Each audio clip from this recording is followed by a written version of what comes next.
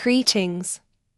You are now entering a new world. A world where we will introduce you to a new language, mindset, and a new code of ethics. Here you will be forced to think, engage, and learn. All movement will cease, and you will be terminated if you do not follow directions. Be advised that phones, leaving or talking will be prohibited. There's a new language spreading across America that has not been taught in school yet.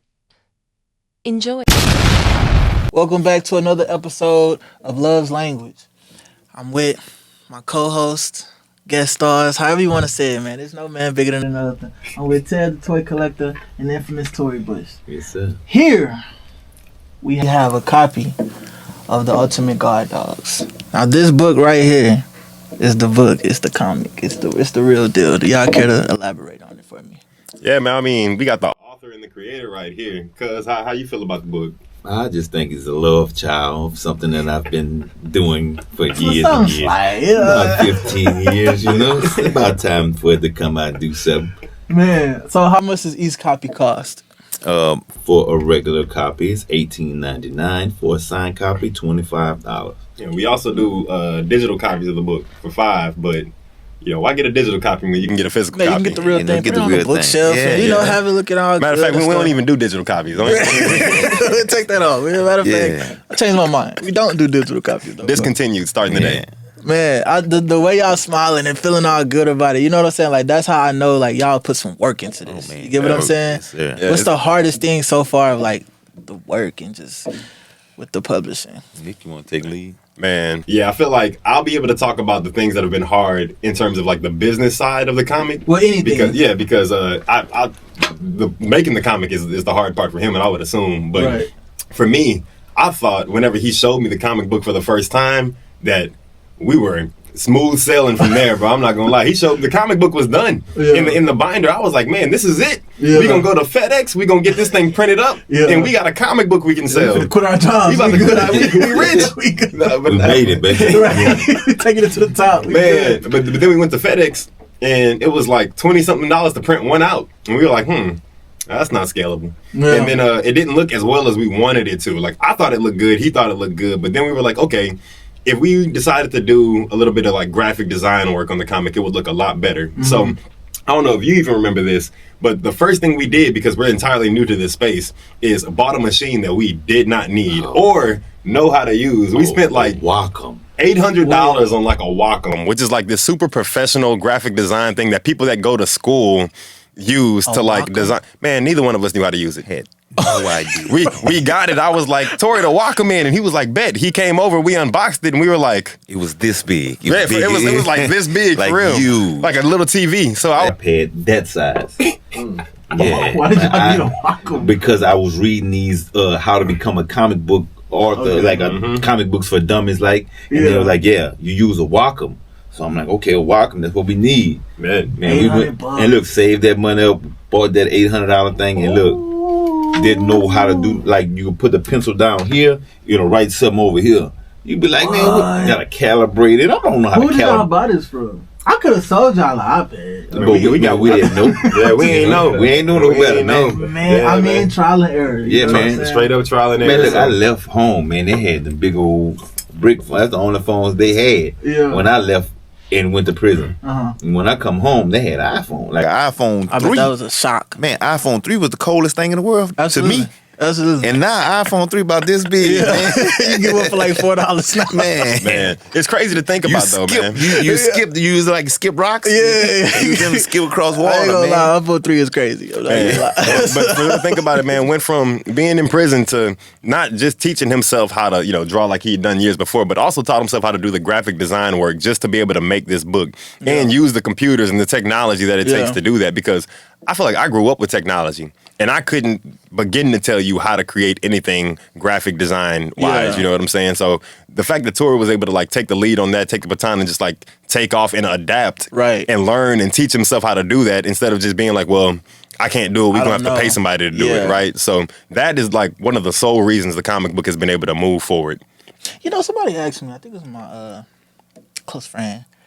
She asked me, "Would you rather be a man that can fend for himself on the land, or a corporate man that knows how to handle technology?" What year? right now? I'm like this. You gotta be both of them. Like BOFUM. Both of them. That was my answer, but she said if you had to choose one, what would Ain't you no be? choosing. I ain't choosing nothing. Yeah. I'm going with both of them. I'm gonna learn this Why? and that because you need this and that. You know what Absolutely. I'm saying? You can't just be working out here and don't know how to use a phone or technology. You got this part of life. This is part of you have to adapt. Absolutely. If you don't roll, you're gonna get rolled over. Absolutely. That was something similar to my answer. I say I'd rather, because we was talking about, appliances in the house and stuff to fix. And she was like, well, some men know how to fix this, but some men are very business and know how to, be clean and suit and tie. I'm like, well, honestly, in today's day and age, take this comic book, for instance. Y'all could have paid an extra arm and a leg for something that y'all could have learned to do yourselves. Yeah. That's it. You get what I'm saying? So that's Yeah. why to your answer, both of them, I think that's key in today's society. Like, a lot of people pay for shortcuts. Mm-hmm. You get what I'm saying? Like, oh man, somebody else will do it. Somebody else will do it. But damn, if you save $1,000, Yeah. you could do it yourself. Yeah, Yeah. it may take a little longer, but I think that was just a great question. Nick, what do you think about that? Yeah, I mean, I completely agree with what he said. I mean, it kind of makes me think about whenever we first came together for the comic book, right? But yeah, it kind of made me think about one of the issues we were having whenever we first wrote out the comic book, right? Which was, how are we going to pay for all the stuff that we need to get Right. done? Like, if we're going to work with the publishing company, we're going to have to pay for that, and it's going to be a couple $1,000s. So my original idea, because what I see everybody else in this space doing is starting a Kickstarter and trying to crowdfund money from a bunch of different people, and then like promising them like, hey, if you give us $5,000 today, a year or two from now, we'll be able to get you guys a comic book. And I ran the idea by Tory, and he was like, nah.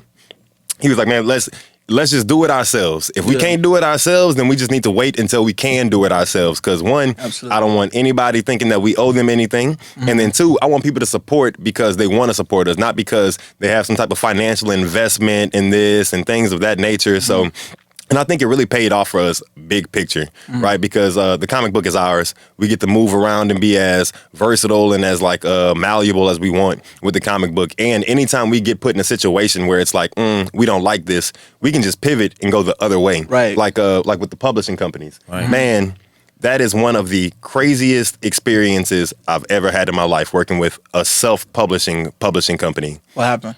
Oh man, where do we start? What did it happen is the real question. Yeah, what didn't happen? So I think out the gates, we realized like, hey, this is the standard. Most people work with self-publishing companies, and then they're going to copyright our book and get it registered with the Library of Congress, and then they're going to give us a fixed prorated rate that we can print our comic book out at, and then we'll be able to actually scale this comic book operation up high enough that we can make money off of it because of the relationship that we have with them. Wow. The opposite happened. So Tory came out of his pocket. Mind you, this is a man that works full time, has plenty of expenses to pay for. Saved up the money, did everything he had to do to pay for the publishing company. Came out of pocket like $3,000 for these people. 3 bands? Three bands. You know what I'm saying? And the thing about this space is, man, like I said earlier, a lot of people will prey on you because they know that this is your dream. Yeah. This is something you're passionate about, and this is the thing that you have more faith in than anything else. Faith is just like religion. Nobody's ever seen the God that they believe in, but you believe in it so much that you put your entire afterlife in that thought. You know what I'm saying? Man, it's the same way that people invest in their personal projects like this comic book. So a lot of people prey on that. So Tory invested the $3,000 up front, and when I say the help stopped coming in, it was like pulling teeth to try and get people to help us out with anything. I mean, shoot, bro, the very first comic book we put out was spelled wrong. I remember you posting that. Yeah. They spelled the Ultimate Guard Dogs GAURD. Right. And it was spelled correctly on the cover. Right. But the first page you turn in, it's like they weren't even paying attention. They just threw something together to get me out of their face. You know what I mean? Like, okay, It was for the money, not the love of it. Right. That's all it was. Once they got what they wanted, then it was like, we sending emails. We calling. They sending us to, like, you can't get in touch with nobody. Really? And it's like, man, I know better, man. Like my boy K Chill would say, man, I know you lying. I know you lying. I know you lying. I understand. So now, like that, we felt that, and then it gave us a prorated number about how much it was going to be per comic book to make. So, and they made the suggested retail price themselves.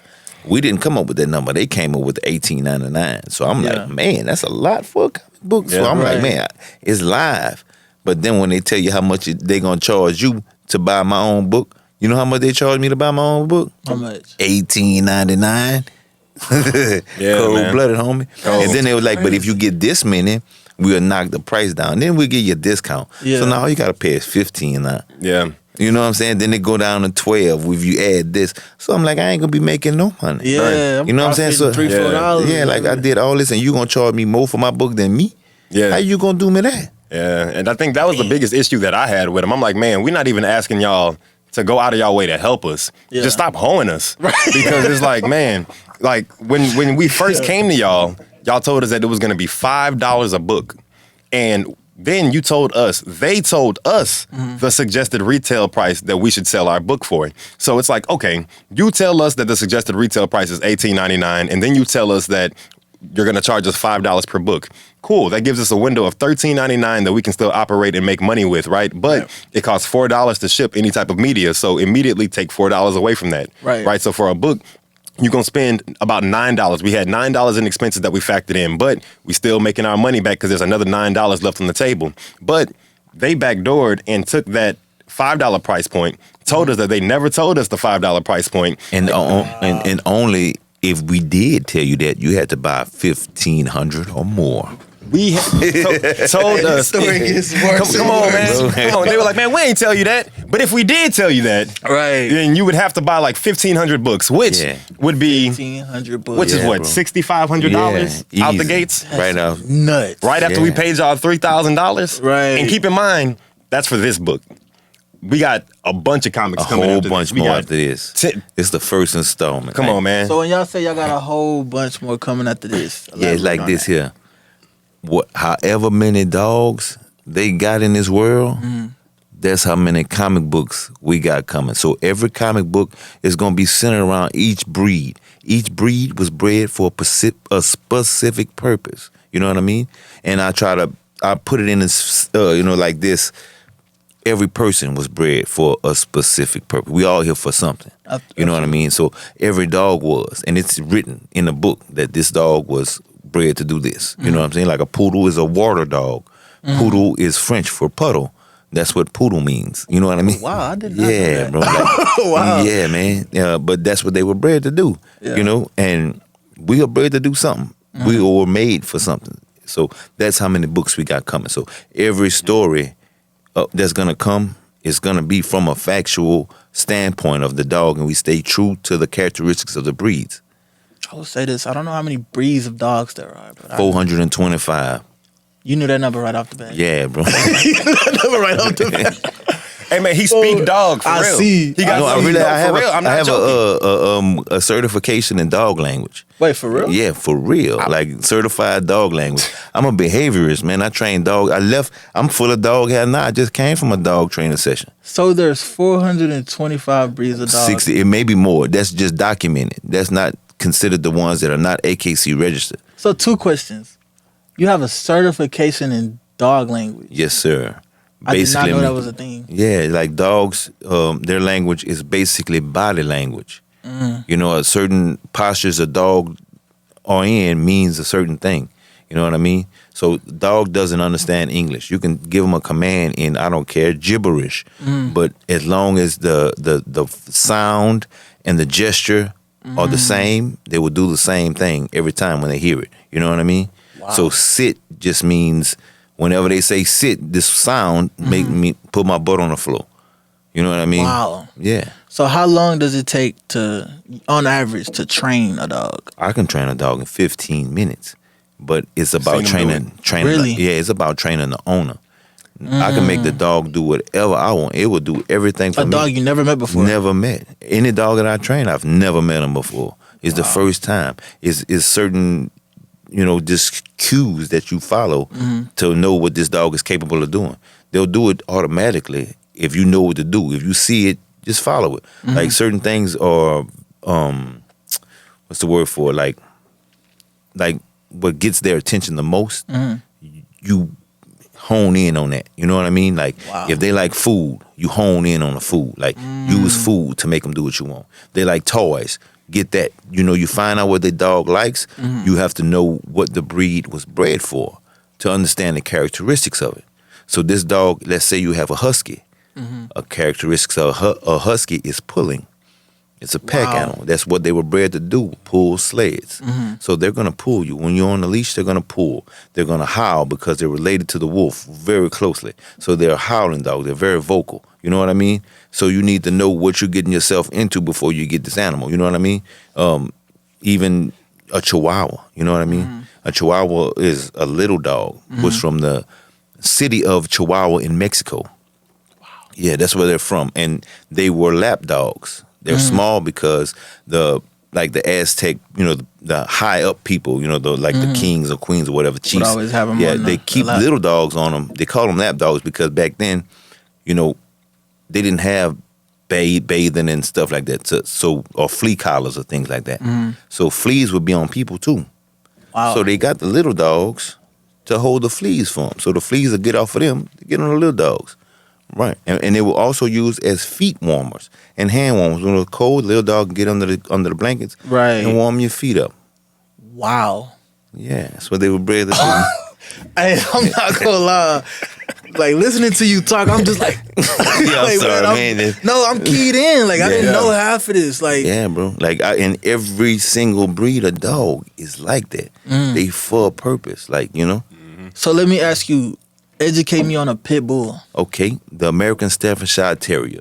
It comes from Staffordshire, England. You know what I mean? Pit bull terrier is just a short name for a dog that fights in a pit. Sometimes they don't fight a dog. Sometimes they will put rats in a pit and see how many rats the dog could kill in a certain amount of time. You know what I'm saying? They have dogs that have killed over 1,000 rats in 25 minutes. You know what I mean? That was a game. That was a sport. This is what they used to do in England and Ireland and things like that. They would have. It was basically just like watching an MMA thing like that. They would put them in there and fight in a pit, literally a box. People set up in just like we watch football or something in a stadium and watch these two dogs either fight or kill rats in a pit. You know what I mean? But they were bred specifically to be animal and dog aggressive. A man aggressive pit bull is not a pit bull because the reason they're not human aggressive is because you have to have a handler. So somebody has to go in there and stop these animals while they're tearing each other apart. You can break up two pit bulls and they won't bite the human. They only go after the dog. That's a real, true game dog. It does not go after a man. It goes strictly after rats, hogs. It's a high energy dog that goes after prey. It has a high prey drive. And game means that it does not stop no matter how much it's hurting. It don't matter what else going on. I'm on it and I ain't stopping. So that's why Ultimate Guard Dogs, he on here. He on there. He gonna be that one day. We're gonna have a book about him. But that's how I live my life. Like I'm not stopping, no matter how hurt, no matter how bad things get, no matter how, you can't stop. If you got your mind on something and you got a hold on it, don't let go. Absolutely. You know what I'm saying? I don't know the question I'm finna ask you next. Is you already answered it or not? But I want both of y'all to answer this. If you had to say you were one dog, what would you say? I know what I would say. What I am. If I had to say that I was out the comic book or just in general? Period. Man, I'm gonna go with the comic book. If I had to be any dog in the comic book, I'd probably be Gunther. I'm looking at him. He the dog up top, right? He kind of the brains of the operation. Okay. The behind the scenes, he's the Nick Fury of the Ultimate Guard Dogs, right? He's gonna be the character that you see in the background, kind of getting the crew together and kind of being the brain of the operations. But I think the thing about Gunther that I really relate to is that you have an idea of how you want things to go. That doesn't mean that's how they're actually going to go, though. So while Gunther's going around and collecting all the guard dogs and everything, it's because he has a vision. He has the purpose, in his mind, and he knows, the direction that he wants to take the group in. But you don't necessarily know if that's going to work out.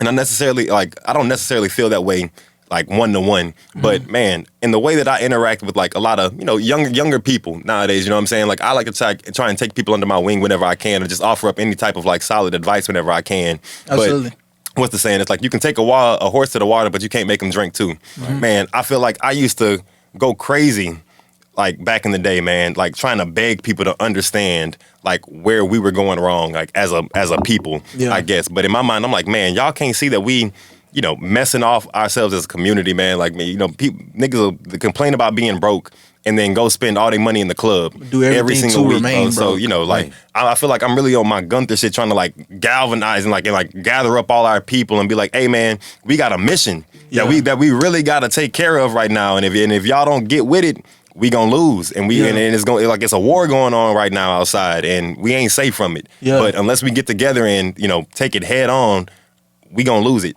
So I kind of feel like Gunther. What about you? It's a great explanation. You go because Period or just period. Yeah.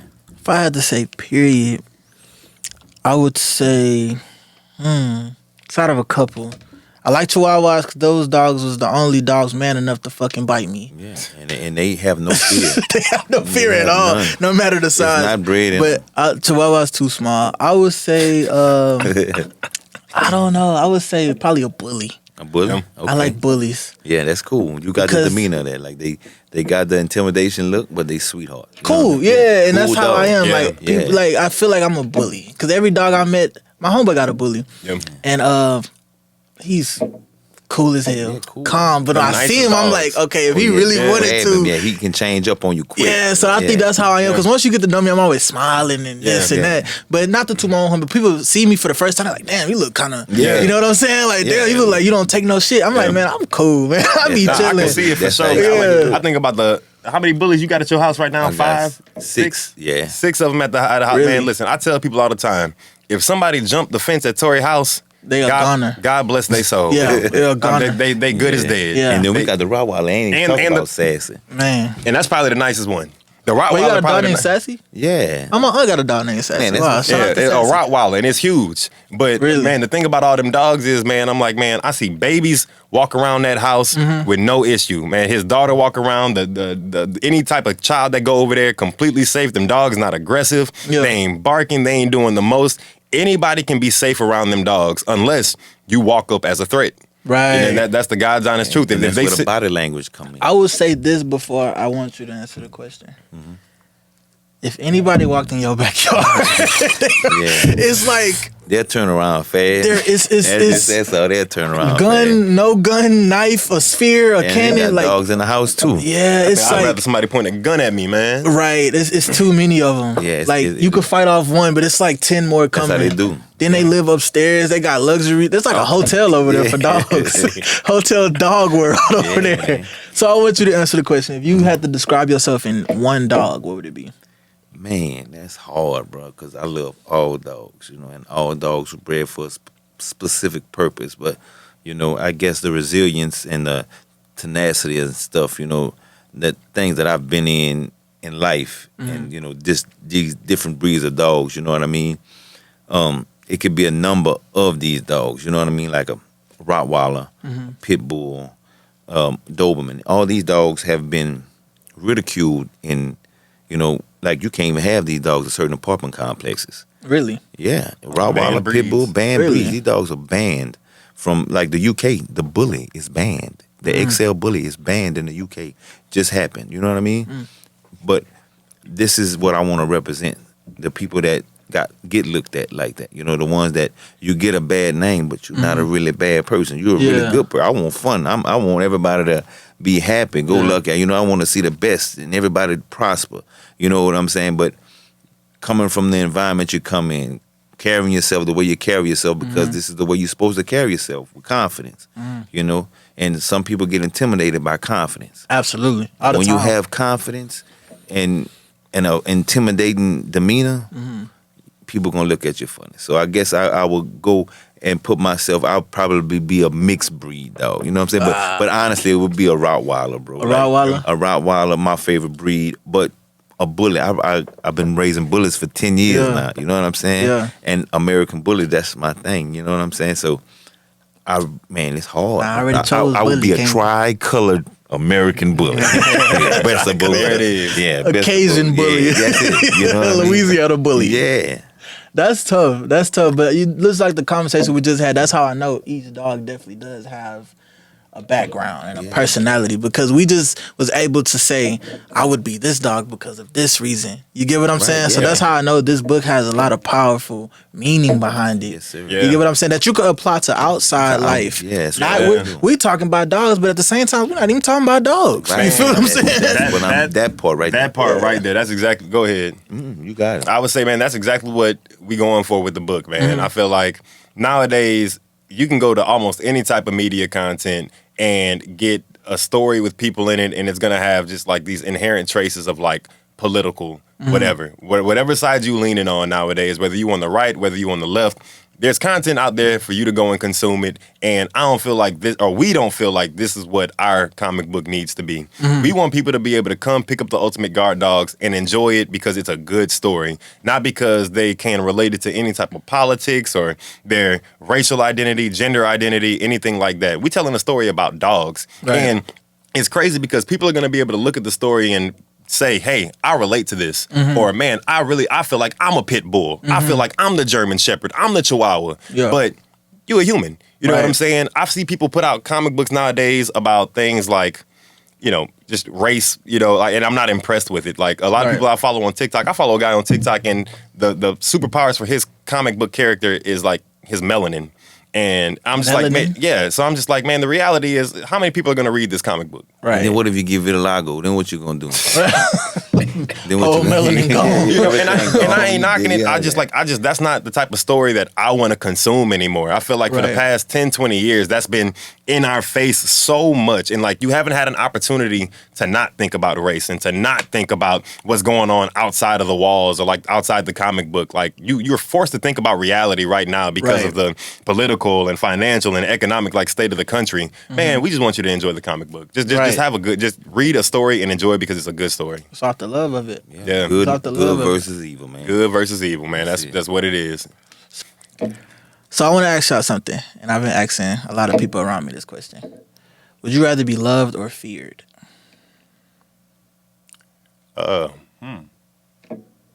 Man, I would definitely say loved, because a scared dog will bite. A scared person will kill you. You understand what I'm saying? If you scared of me, you gonna hurt me because you scared of me. Fear brings that. So I'd rather you love me. You know, sometimes people definition of love is different. You know what I mean? Absolutely. Sometimes love hurt, but fear, I'd rather somebody love me than fear me. Yeah, I agree with that. That's the perfect answer. I ain't never wanted to do nothing positive for nobody because I was scared of them. It's the truth. So It's the truth. Now, I just wanted to ask because it was a little, what's the word, controversial question between my family. really, well, what's the take? What's the other side of it? What do you mean? Well, who would want to be feared instead of loved? Well, my uncle said feared. Why He is that? said feared because he's looking at it from like a business standpoint, like a company. And I respected his answer. I didn't agree, but I respected it. He said, you know, I'd rather be feared because when somebody fear you, they'll just do more for you. Like they're fear what you would do to them. My aunt said this. I'm sorry, not my uncle. And she's a business owner of Southeast Keller Corporation, a janitorial company that's been up and running for 30 years.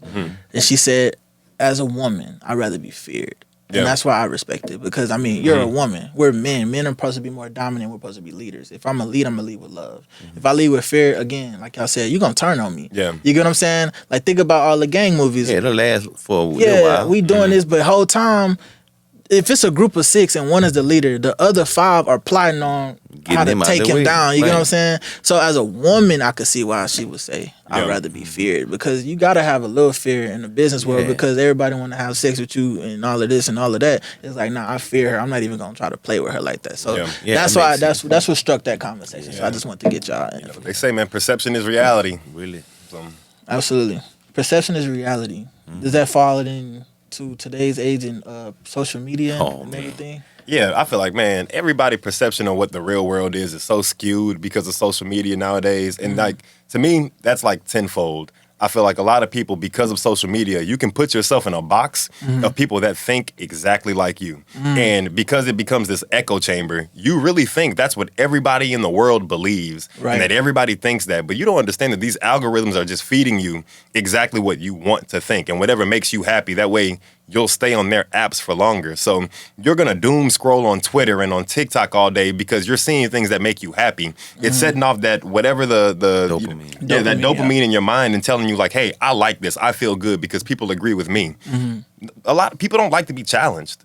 Right. And I kind of understand why, but I've never really thought about life this way. But people don't like to have their identity questioned, right? And I feel like that's the big problem with a lot of people in the country, or just like in general nowadays. Like people don't take things for what they are; they take them as slights toward themselves. So if somebody disagrees with you politically, it's like you're disagreeing with who they are as a person because their mama is a Democrat and their dad is a Right. Democrat and their family is Democrats and their friends are. So whenever you tell them like, "Hey, bro, nigga Joe Biden kind of tripping, bro," it's like, well, you just don't like who I am as a person. I'm like, that's not what it is. My mom man. believed in him, so why do you not believe Yeah. you call my mama a hoe? Exactly, bro. So it's like, So that wraps up today's episode of Love Language. I appreciate my guests, man. I really appreciate y'all, man. Oh, I feel like we had a great episode. yeah, man. Get your Ultimate Guard Dogs Unleashed copy right now. Don't do it tomorrow. Don't wait till next week. Do it right now. This is the first episode. I'm Darius Love. I enjoyed y'all.